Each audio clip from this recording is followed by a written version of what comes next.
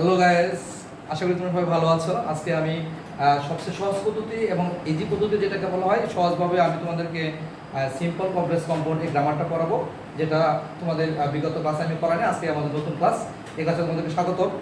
দয়া করে সবাই আমার ক্লাসটা একটু মনোযোগ দিয়ে শুনেন। সবাই যার যার বাসায় যার মোবাইল আছে নেট কানেকশনটা সংগ্রহ করে আমার চ্যানেলটা সাবস্ক্রাইব করে নেবেন এবং দেখে নেবেন আমার চ্যানেলটাকে, এবং প্রত্যেকটা আমার যে ক্লাসগুলো থাকবে সেগুলো প্রতিদিন আপনি পেয়ে যাবেন।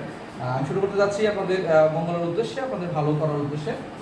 দেখতে হবে পরীক্ষাতে এগুলো আমি যে আজকে কয়েকটা কোশ্চেন এখানে দিয়েছি সেগুলো বিগত 2008 সাল থেকে নিয়ে 12 সাল পর্যন্ত ঘুরে আসছে। এসএসসি পরীক্ষার যারা ছিল তাদের পরীক্ষায় কমপ্লেক্স সিম্পল কম্পাউন্ড এগুলো কীভাবে করতে হয় এগুলো দেখতে হবে। আজকের ক্লাসে আমি কয়েকটা গুরুত্বপূর্ণ টপিকস নিয়ে আসছি। এখানে গুরুত্বপূর্ণ সেটা হচ্ছে it is too whole to imagine. এই বাক্যের বাংলা অর্থ হলো ইয়া হয় এতই গরিব ইমাজিন করা, মানে এটা কল্পনা করা খুবই কষ্টসাধ্য ব্যাপার।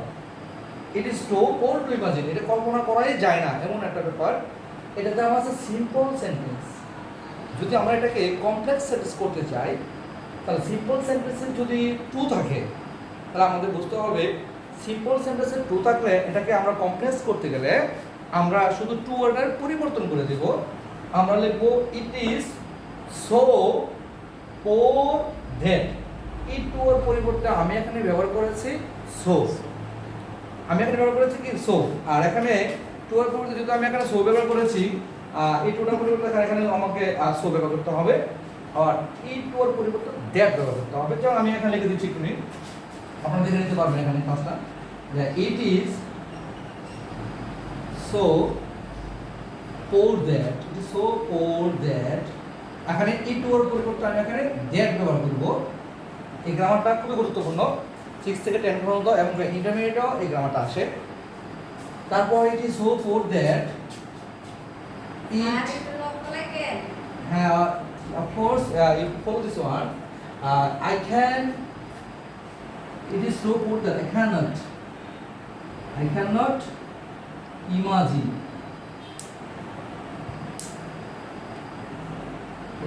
imagine,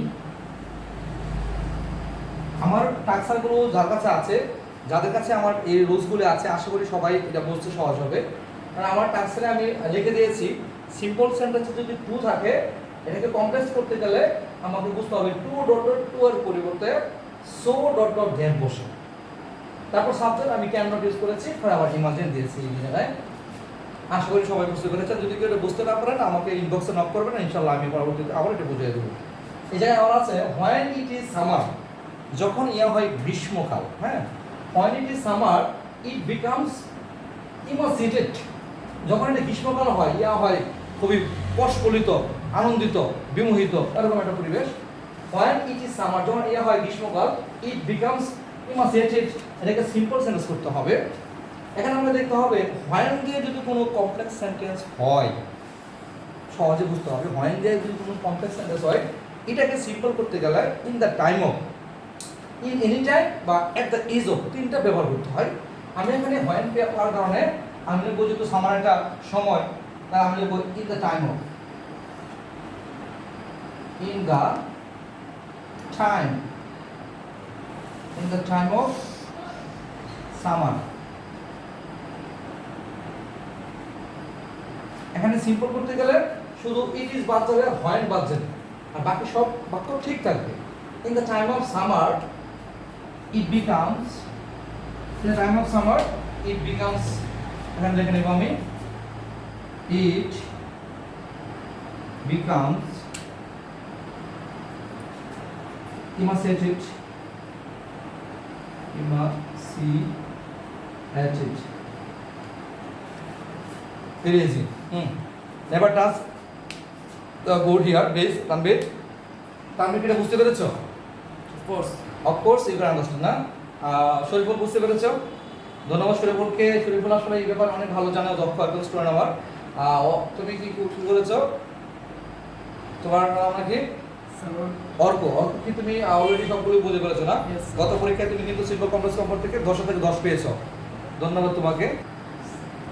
আমরা এখানে এই পর্যায়ে চলে আসলাম when it is rainy season, যখন ইয়া হয় রেনি সিজন, গ্রীষ্মকালীন ইট অ্যাসিউমস আ টেরিবল হিম। এটা দেখতে মনে হয় ভয়াবহ একটা মুহূর্ত মনে হয় আমাদের কাছে।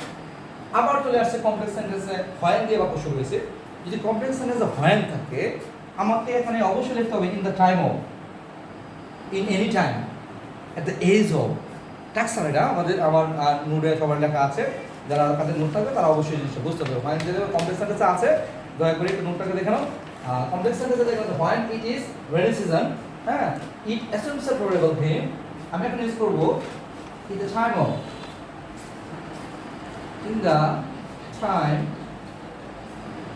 in the time of rainy season, in the time of rainy season, here is the rainy season, so you must have to declaration in the time of rainy season, it assumes a variable gain.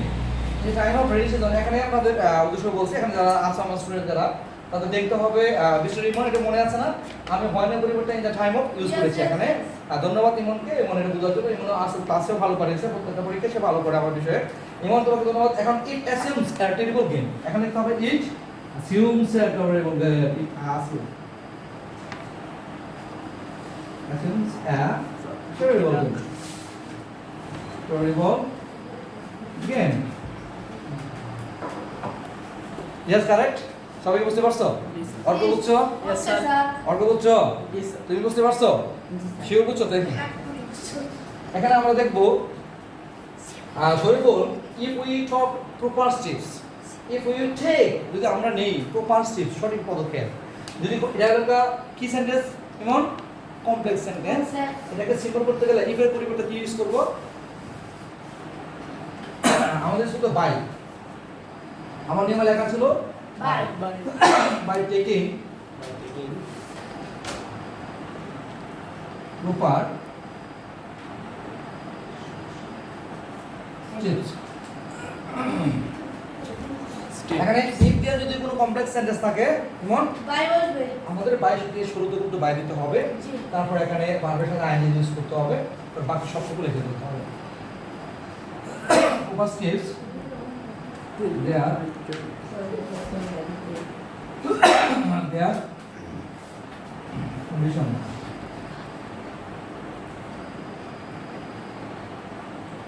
may improve, the condition may improve. There is another topic more. They came here to enjoy themselves. Here is the to. আমাদের ট্যাক্সের role to, here is the here to. To এর পরিবর্তে কি ব্যবহার করতে হবে? এখানে লিখতে হবে they came here. it ওর পরিবর্তে এমন কি বসবে? হ্যাঁ it ওর পরিবর্তে কি বসবে? ইয়া এটার পরিবর্তে so that বসবে।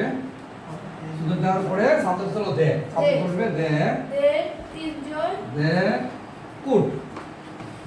they could enjoy themselves. They could enjoy themselves. There's a conflict. this sir. Here is another. We need flowers to decorate a place. Here is the we need flowers. So that হবে এখানে use করতে হবে so that we need flowers so that we can decorate, we can decorate. Here is a we can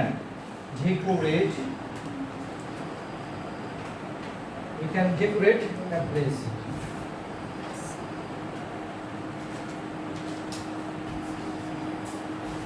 My dear student, আশা করি তোমরা সবাই ভালো ক্লাসটা অনুধাবন করেছো। পরবর্তী ক্লাস আবার আমি নিয়ে আসবো চমৎকার করে তোমাদেরকে, আবার পরবর্তী আমার রুলস অনুসারে আমাদের যাবেন ইনশাআল্লাহ। খুদা হাফেজ, ভালো থাকেন সবাই।